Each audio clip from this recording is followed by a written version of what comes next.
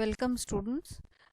मैं डॉक्टर स्मिता शर्मा और मैं आपको बीएससी पार्ट फर्स्ट का पेपर फर्स्ट पढ़ा रही हूँ, जिसके अंतर्गत हम यूनिट थर्ड कर रहे हैं। यूनिट थर्ड का हम सेकंड चैप्टर पढ़ रहे हैं, जिसमें हम सेंटर ऑफ मास यानी द्रव्यमान केंद्र के बारे में अध्ययन कर रहे हैं। इससे पहले वाले लेक्चर में हमने सेंटर ऑफ मास क्या होता है और उसकी पोजीशन वगैरह के बारे में हमने अध्ययन कर लिया था, और उसका अलग अलग कोऑर्डिनेट सिस्टम में कैसे लिखेंगे, अगर मास का डिस्ट्रीब्यूशन डेंसिटी के फॉर्म में दिया हुआ है तो हम कैसे करेंगे, इन सभी चीज़ों के बारे में हमने अध्ययन कर लिया था।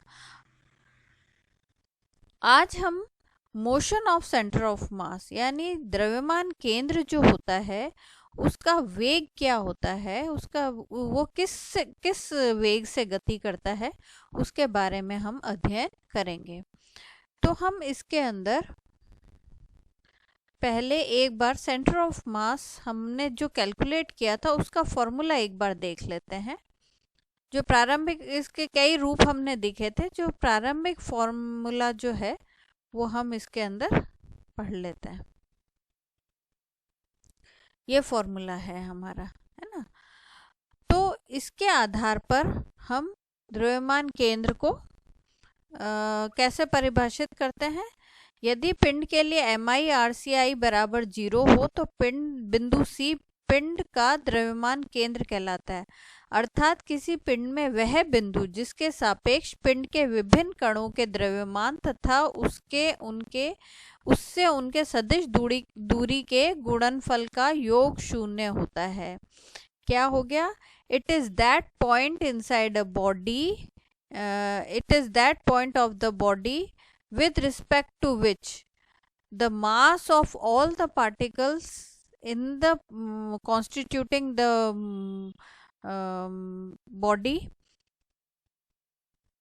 along with the product of, एक बार वापस से बोलती हूँ, it is that point inside the body with respect to which if product of mass of all the particles and the distance of the that particles from the center of mass is calculated comes out to be 0. So that particular point is called center of mass या उसका द्रव्यमान केंद्र कहते हैं।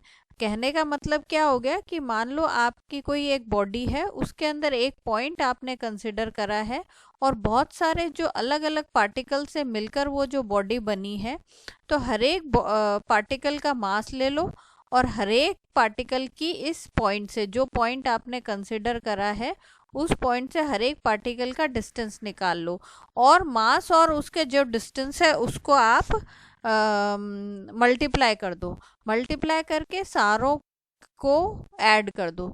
सारों को add करने के बाद अगर उनका सम 0 आता है, देन ये जो पॉइंट है ये आपका सेंटर ऑफ मास कहलाता है। तो ये हमने फॉर्मूला इसका पढ़ लिया था, ठीक है। और इसका हमने एक जनरल फॉर्मूला भी लिखा था, ये इसका पोजीशन ऑफ सेंटर ऑफ मास का फॉर्मूला हमने निकाल लिया था। फिर हमने इसके अलग अलग फॉर्म्स लिखे थे। तो हम इसके अंदर अब पोजीशन तो हमने पढ़ ली, अब वेलोसिटी निकालना चाह रहे हैं। तो हम वहीं से फॉर्मूले से शुरू करेंगे। RCM जो है वो आपका किसके बराबर होता है? Summation I1 to N MI/RI upon summation MI, ये है। अब डिफरेंशिएटेड, क्योंकि आपको वेग निकालना है तो दोनों तरफ डिफरेंशिएट करेंगे, तो डिफरेंशिएटिंग बोथ साइड्स, तो हम दोनों तरफ t के सापेक्ष उसका अवकलन कर देते हैं। तो t के सापेक्ष अवकलन करेंगे तो देखिए इसके अंदर किसका होगा? ऊपर RI का होगा डिफरेंशिएशन। तो हम इसको कैसे लिख सकते हैं? हम इसको लिख सकते हैं summation MI DRI upon DT और होल अपॉन समीशन MI। अब देखो DRI/DT, तो RI तो हमारा कोई एक पर्टिकुलर पार्टिकल का पोजीशन वेक्टर है विद रिस्पेक्ट टू टाइम। अगर उसको डिफरेंशिएट करेंगे then it comes out to be velocity. तो हम इसको वेलोसिटी के फॉर्म में लिख सकते हैं। सेम वे हम dRCM अपॉन dt को क्या लिखेंगे, क्योंकि RCM जो है वो हमारे सेंटर ऑफ मास का पोजीशन वेक्टर है, तो dRCM अपॉन dt क्या हो जाएगा, उसका वेलोसिटी हो जाएगी। तो हम इसको VCM भी लिख सकते हैं। तो हम इसको ऐसे लिख लेते हैं, dRCM अपॉन dt बराबर VCM, जो निकाय या पिंड के द्रव्यमान केंद्र का वेग है, और dRI बाई dt उसको हम VI लिख लेते हैं, जो निकाय या पिंड के आयव्य कण का वेग है। और ये मान हम उपरोक्त समीकरण में रख देते हैं। तो उपरोक्त समीकरण में जैसे ही आप रखोगे तो VCM बराबर समीशन MI VI अपॉन, अब देखो समीशन MI क्या है, समीशन MI सारे जितने बॉडी के अंदर जितने पार्टिकल्स हैं उन सबका मास जो है उसका जोड़ है, तो it comes out to be total mass of the body, है ना, पूरे बॉडी के कुल द्रव्यमान के बराबर हो जाते हैं। अगर कुल द्रव्यमान हम कैपिटल M सपोज करते हैं तो हम इसको कैपिटल M लिख सकते हैं। तो आपके पास VCM का क्या फॉर्मूला आ गया, 1/m समीशन MI VI। अच्छा, लेकिन आप लोगों ने पढ़ रखा है M इंटू V क्या होता है, वो तो संवेग होता है, रेखीय संवेग होता है। MI VI क्या हो जाएगा, इसको हम PI लिख सकते हैं, जो कि आयव्य कण का रेखीय संवेग है। It is linear momentum of the ith particle in the system. ठीक है, तो हम ये चीज इसके अंदर इंट्रोड्यूस कर देते हैं। तो VCM बराबर 1/m summation PI I1 to N हो गया। अच्छा, अब PI तो ith पार्टिकल का रेखीय संवेग है। अब ऐसे हमारे n मोमेंटम्स होंगे, उन सबको जोड़ के हम कुल संवेग निकाल सकते हैं। माना कुल संवेग P हो तो हम इसकी जगह लिख सकते हैं P/m। अब इसको क्रॉस मल्टीप्लाई मैंने कर दिया तो कैसे लिख सकते हैं, M VCM बराबर P।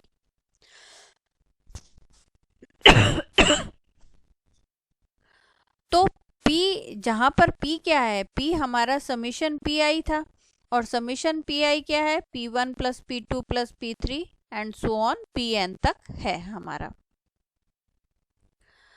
अब इसके अंदर इसका मतलब क्या हो गया, P निकाय के विभिन्न कणों के रेखीय संवेग का योग है, अर्थात निकाय का कुल रेखीय संवेग है। It is total linear momentum of the body.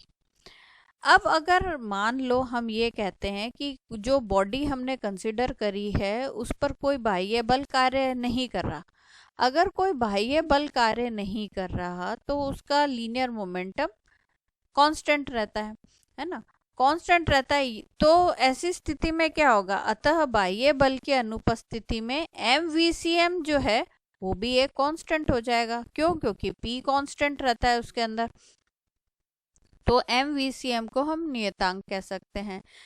तो अब M तो वैसे ही हमारा कांस्टेंट है, इट मींस VCM जो है वो आपका कांस्टेंट हो गया। तो इसमें एक इम्पॉर्टेंट कंक्लूजन हमारा निकल गया, वो ये है कि बाह्य बल के अनुपस्थिति में निकाय या पिंड के द्रव्यमान केंद्र का वेग नियत रहता है। यानी ये एक इम्पॉर्टेंट चीज हो गई, the centre of velocity of centre of mass remains constant if no external force is acting on a body, या यूं कह सकते हैं कि center of mass moves with the constant velocity, ये चीज हम कह सकते हैं। तो इससे हमारे को एक चीज और पता चली, एक चीज और इम्पोर्टेंट पता चलती है कि अगर कोई एक बॉडी है उस पर कोई बाह्य बल नहीं लग रहा तो उसके द्रव्यमान केंद्र का और द्रव्यमान का जो गुणनफल है, प्रोडक्ट है, वो तो कांस्टेंट रहेगा। लेकिन ये जरूरी नहीं है कि अलग अलग पार्टिकल्स का जो मोमेंटम है वो भी कांस्टेंट रहे, वो उनका योग कांस्टेंट रहेगा। वो खुद कांस्टेंट रहे या नहीं रहे इसका कोई जरूरी नहीं है। विभिन्न कणों के संवेग जो है P1 P2 आदि नियत रहे, ये आवश्यक नहीं है, ये आवश्यक नहीं है, लेकिन उनका सदिश योग नियत रहेगा अगर कोई फोर्स उस पर एक्ट नहीं कर रहा। ठीक है, तो ये चीज हमने पढ़ी उसकी वेलोसिटी के बारे में। अब इसी के साथ साथ अगर उस पर फोर्स लगता है किसी बॉडी पे, तो उसका वेलोसिटी चेंज होगी, वेलोसिटी चेंज होगी तो एक्सेलरेशन चेंज होगा। तो अब हम एक्सेलरेशन निकाल लेते हैं सेंटर ऑफ मास का। तो द्रव्यमान केंद्र का त्वरण ये निकालना बड़ा ही आसान है। क्यों आसान है? क्योंकि आप VCM निकाल चुके हैं, उसको हम टाइम के रिस्पेक्ट में डिफ्रेंशिएट कर लेते हैं। तो dVCM अपॉन dt बराबर d/dt ऑफ जो भी आपने VCM का मान निकाला है। तो VCM का मान आपने कितना निकाला था? ऊपर अभी हमने निकाला हुआ है। VCM का मान ये है MI/VI अपॉन समीशन MI, है ना, उसको कैपिटल M लिख दिया था। तो हमने वही चीज यहाँ पर उसको डिफ्रेंशिएट कर दिया। अब इसके अंदर भी क्या होगा, ये एक्चुअल में कैपिटल M होना चाहिए, यहाँ पर ये किताब में गलत दिया हुआ है कैपिटल M। तो ये 1/m तो ये रह ही गया। d/dt केवल VI का होगा, तो dVI अपॉन dt, है ना। अब dVI अपॉन dt को हम लिख सकते हैं AI। क्यों? क्योंकि ये एक्सेलरेशन है, वेलोसिटी का टाइम के साथ रिस्पेक्ट में डिफरेंशिएशन है। तो ये acceleration of the ith particle, iवें कण का त्वरण हो गया। इसी प्रकार dVCM अपॉन dt क्या हो गया? ACM हो गया, जो निकाय के द्रव्यमान केंद्र का त्वरण हो गया। तो हम इस ऊपर वाली जो समीकरण है उसको कैसे लिख सकते हैं? ACM बराबर 1/m समीशन MI AI, ये लिख लिया। अब समीशन इसको क्रॉस मल्टीप्लाई कर लेते हैं। तो क्रॉस मल्टीप्लाई करेंगे तो क्या हो जाएगा? MACM। चलो एक बार ये नहीं करें, पहले हम MI/AI को डिफाइन करते हैं। तो MI/AI क्या है? M इंटू ए हमें पता है न्यूटन के लॉ से कि वो फोर्स होता है। तो हम MI/AI को FI लिख सकते हैं, जो क्या है? iवें कण पर लगने वाला बल है। It is force acting on the ith particle. तो हम इसको FI लिख सकते हैं। तो मैंने क्या लिख दिया? ACM बराबर 1/m समीशन FI। अच्छा, अब फोर्स जो है ith कण पर लगने वाला फोर्स, अब फोर्स जो है वो दो प्रकार का हो सकता है। कौन सा हो सकता है? एक तो एक्सटर्नल फोर्स और एक इंटरनल फोर्स। तो iवें कण पर कार्यरत बल दो प्रकार के होते हैं, एक तो एक्सटर्नल बाह्य और एक आंतरिक इंटरनल। ठीक है। अब आंतरिक बल की बात करें तो आंतरिक बल कहाँ से आता है? एक पार्टिकल दूसरे पार्टिकल के ऊपर एक फोर्स लगाता है। जैसे ये एक बॉडी के अंदर ही दो पार्टिकल्स हैं, तो ये पार्टिकल इसके ऊपर फोर्स लगाता है और ये इसके इंटर्न इसके ऊपर फोर्स लगाता है। तो हमेशा म्यूचुअल होता है, या यूँ कह सकते हैं अन्योन्य क्रिया के कारण उत्पन्न होता है, म्यूचुअल इंटरेक्शन के कारण होता है। तो आई जे के ऊपर लगाएगा तो जे आई के ऊपर लगाएगा। तो ऐसी स्थिति में हम इसको लिख सकते हैं समीशन आंतरिक बल जो है FIJ, जहाँ पर I should not be equal to J, क्योंकि वो हमेशा दूसरे के ऊपर लगता है। अब न्यूटन का नियम ये कहता है कि अगर कोई एक्शन होता है तो उसका इक्वल एंड ऑपोजिट रिएक्शन होता है।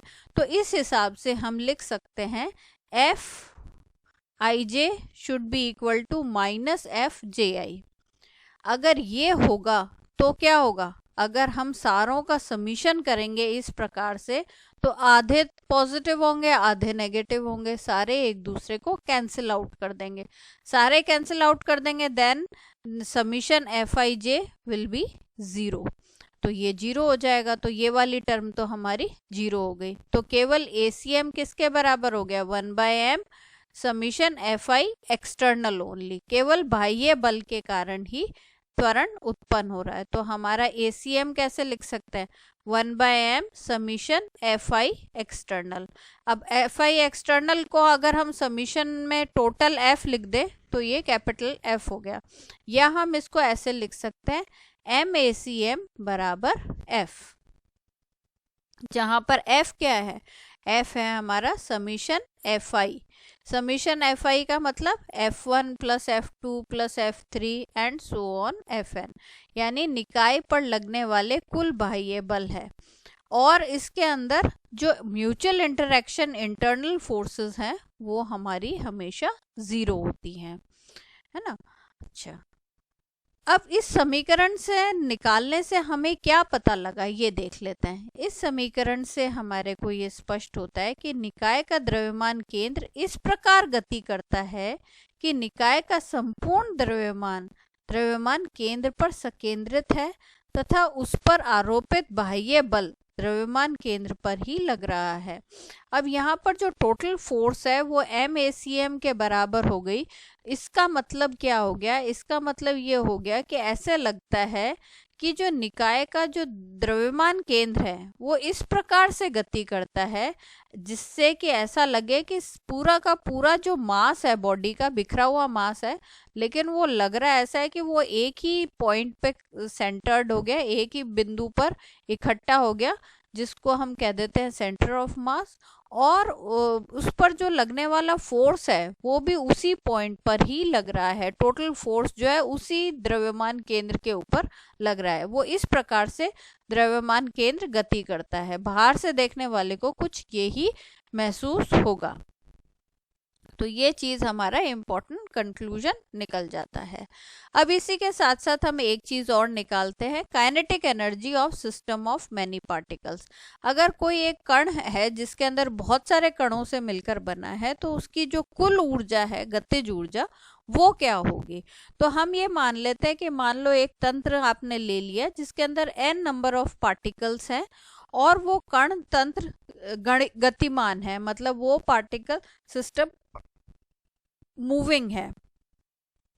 तो इसके अंदर क्या होगा, बहुत सारे पार्टिकल से हम किसी ith पार्टिकल को ले लेते हैं। हम ये मान लेते हैं कि ith पार्टिकल का जो वेलोसिटी है या वेग है उस पर लगने वाले बाह्य बल Fi पर निर्भर करेगा। उस पर कोई बल लग रहा है जिसके कारण वो गति कर रहा है, और उस आईवे कण की जो वेग है वो Vi है। अगर Vi उसका वेग है तो उसकी गतिज ऊर्जा बाय फॉर्मूला हमें पता है हाफ mv² होती है। तो ith पार्टिकल की क्या हो जाएगी, हाफ mi/vi²। अब Vi को हम vi.vi लिख सकते हैं, लिख लेते हैं।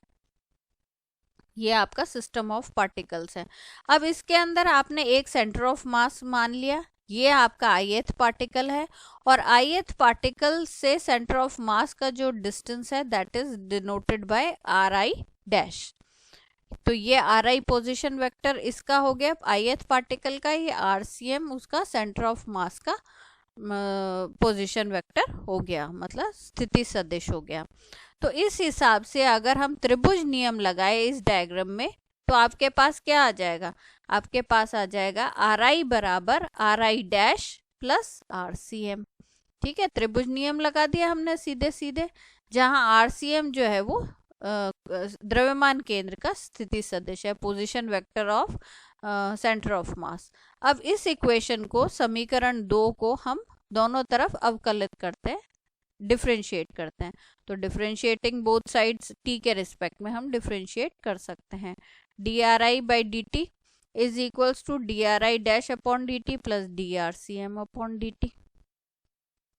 तो dri/dt क्या हो जाएगा, vi हो जाएगा। dri'/dt vi' लिख सकते हैं, और इसको हम vcm लिख सकते हैं। तो इस प्रकार से हमारे पास समीकरण 3 आ गई, जहां पर अब देखो अलग अलग डिफरेंस कर लेते हैं।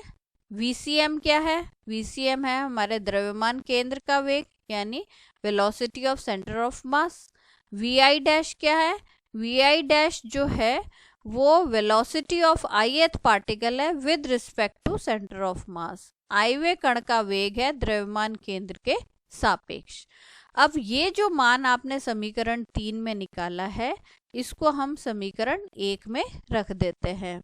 तो समीकरण 1 में vi और vi के 2 बार मान रखने पड़ेंगे, रख देते हैं।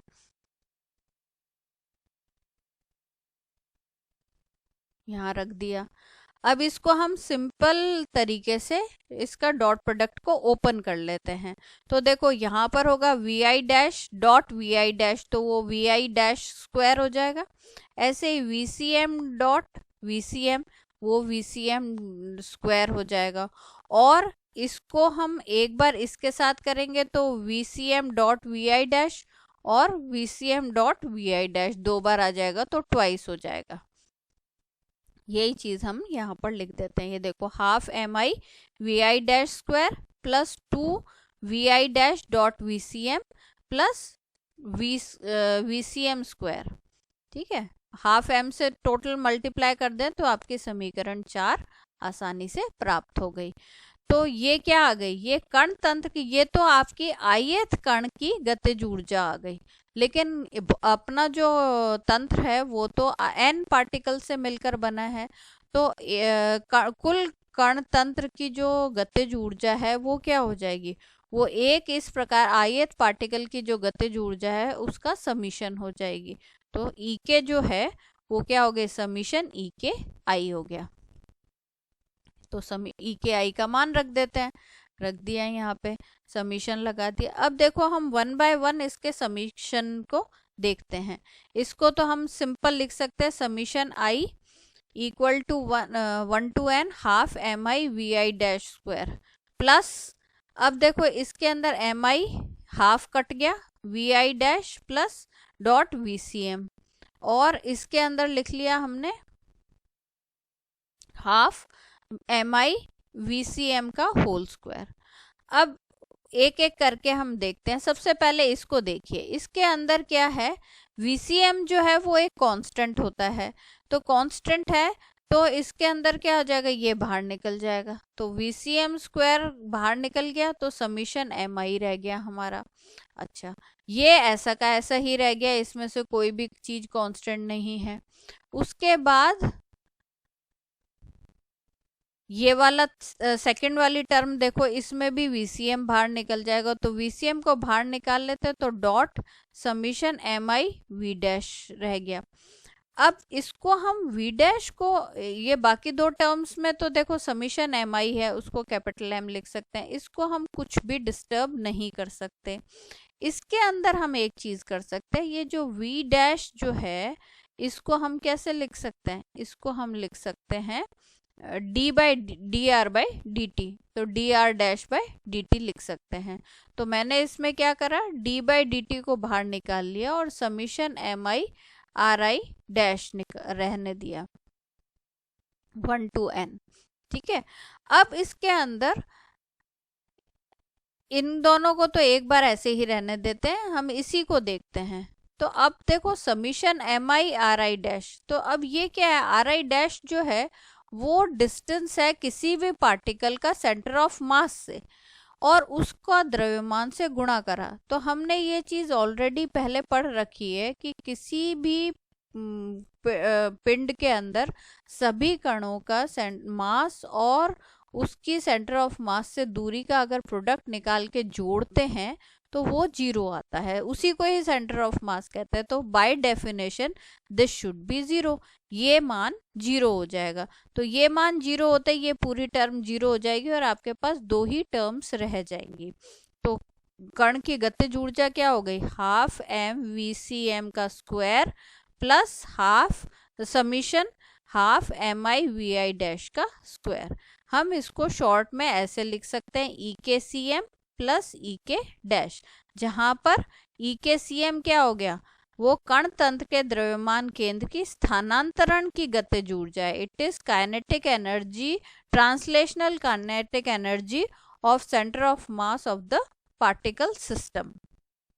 और E के डैश क्या है, द्रव्यमान केंद्र के सापेक्ष कण तंत्र के कणों के वेग के कारण कुल गतिज ऊर्जा। It is total kinetic energy of all the particles with respect in a particle system with respect to center of mass। तो वो हमारी टोटल काइनेटिक एनर्जी निकल गई। तो इसका मतलब जो मैनी पार्टिकल सिस्टम है उसके अंदर जो टोटल एनर्जी, जो काइनेटिक एनर्जी का जो मान है वो दो चीजों से मिलकर बना होता है। एक तो द्रव्यमान केंद्र की गतिज ऊर्जा यानी kinetic energy of centre of mass, और total kinetic energy of all the particles with respect to centre of mass, इन दो के जोड़ के बराबर होता है। यदि कोई कण आइसोलेटेड है, आइसोलेटेड है तो उस पर कोई बाह्य बल कार्य नहीं कर रहा, बाह्य बल कार्य नहीं कर रहा है, ऐसी स्थिति में क्या होगा, वीसीएम नियत हो जाएगा। वीसीएम अगर नियत हो जाएगा तो कण तंत्र की जो गतिज ऊर्जा है वो भी कांस्टेंट हो जाएगी। ये हमने सेंटर ऑफ मास से संबंधित वेलोसिटी, एक्सेलरेशन और काइनेटिक एनर्जी फाइंड आउट कर ली।